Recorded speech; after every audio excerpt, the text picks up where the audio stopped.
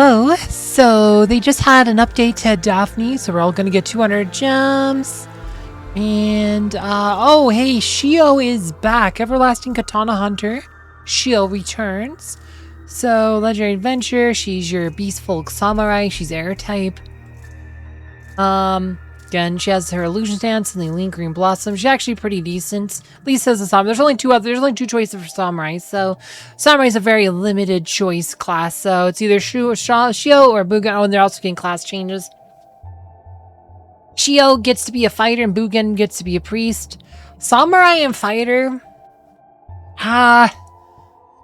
gets her the main thing she's gonna get out of is she's gonna be able to get follow-up attack and counterattack up to level 7. And she'll get a few more other defensive HP passes and stuff. But yeah, being able to get full power strikes at fighters not that great because she already has samurai class skills. So I mean, I guess she'd get better attack scaling. She could be maybe slightly better in auto attack situations, though. Kind of think, like I said, it's more the main benefit is just to have that level 7. I mean, follow-up attack, level 7 counterattack is going to be probably the biggest thing there. Bugen getting priest is interesting because it gives him an actual second role. He'll be a pretty tanky priest as a dwarf, but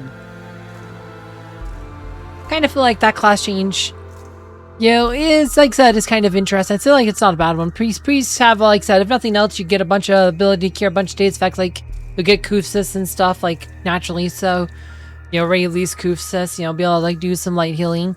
So that's not bad. The only downside is that Samurai, don't have particularly great divine power scaling, so it is a bit awkward that way, but it is what it is. Surprised I haven't seen a class change for Yarmus yet, because Yarmus, the second class, almost certainly gonna be Samurai, because his name is literally Samurai backwards. But, then of course you get your weapons and stuff that you can get. Then of course you got jeweler offers, which probably has a higher chance for both Shiou and Bugen. Alright, anything else? You got some hunt missions. Oh, you can claim up to 500,000 gold. Oh wow, you can buy a Mish Pass, get you an extra 2 million gold.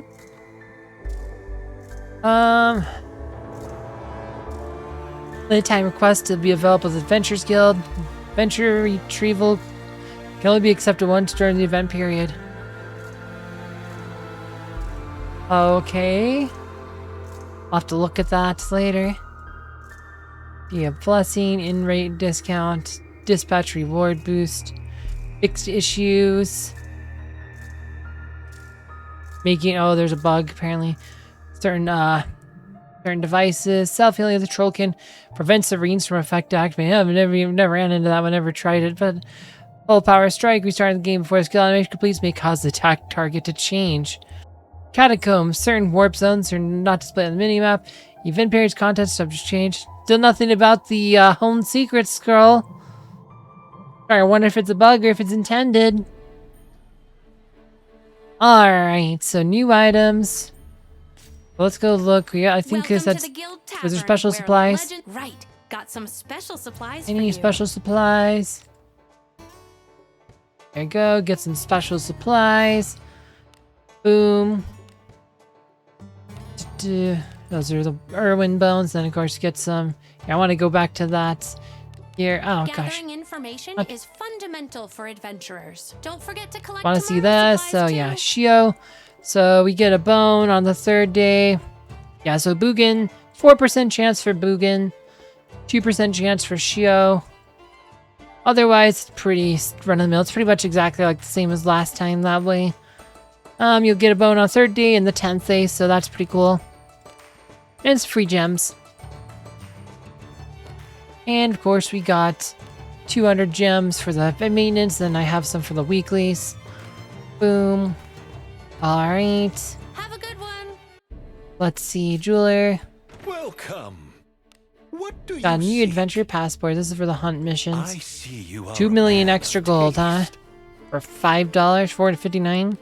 Well, we're gonna be almost $5 taxes, but What do you seek? Everything to your... May good fortune visit you. So you got $1.59, 10. So there's not the 10 bones for $7.49 deal. That is not up on this one, sadly.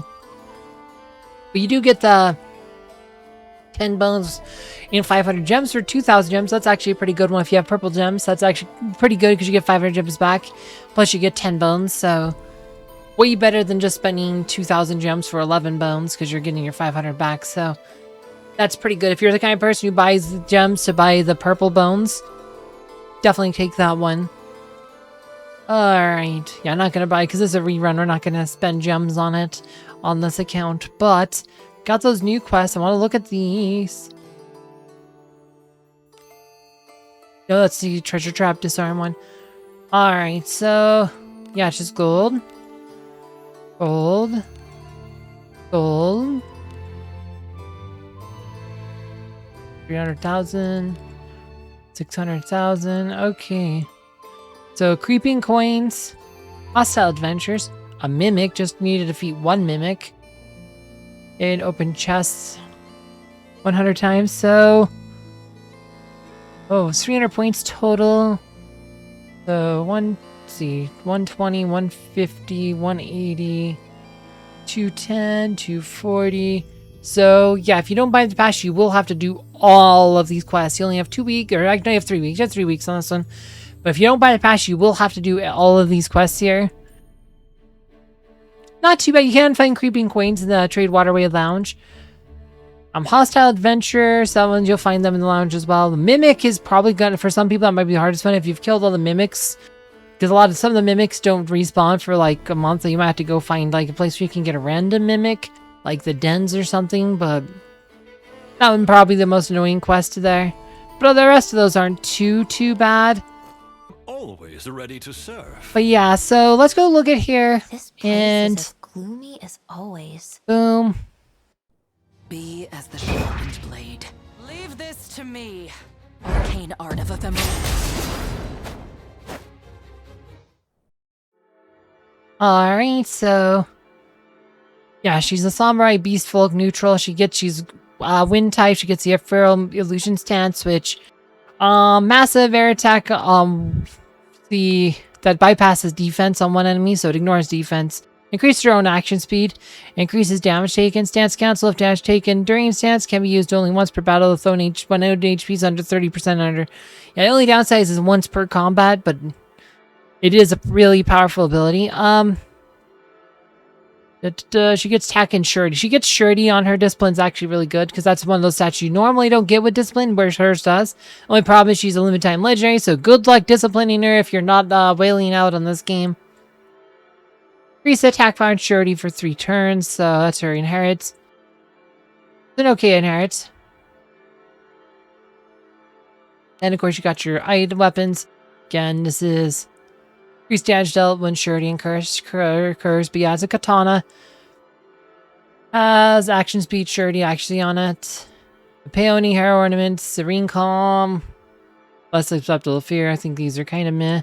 Yeah, the boots, nothing that interesting on the gear. The sword's okay, kind of. It's a disset. I mean, as far as katanas go, but you're probably better off just farming like the Sand Shadow Cave or something better. I guess you can go look at the exchange too. Forgot about that part.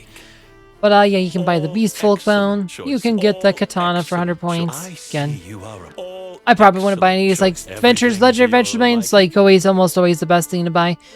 Boros and Badios books are a bit hard to get if you're trying to get either those scrolls or level up. These are both light damage. Pharos scales off magic power. Badios scales off divine power. And Badios a bit more mana efficient, if you like said, but both of these are kind of on the harder end to get. So if you need either of those spells, these might be worth getting. And if you only end up with like, let's say you buy the 10 bones or something, you only have like 8 points or whatever. Or 10 points, like the page for the Night Seeker. Eventually you get 4 of those and can level up someone's HP a little bit. But those are probably the things that stick out to me are those, the books, the Legendary Adventure Bean. And if you're really after Shiou, I guess 100 points for her bones. But I kind of feel like Shiou's not, like I said, I mean, if you really want a samurai, she's probably the one to go with, otherwise there's Bugen. But ninjas are kind of better than samurai right now, so I kind of feel like you'd be better off just developing a ninja, like this girl here. She's actually super good and totally worth developing. And she's free, so there's that. But yeah, not too much more to say on this one. Like I said, if you want to see my original video I did when Shiou was first released, you can find that one down below. As always, thank you for watching!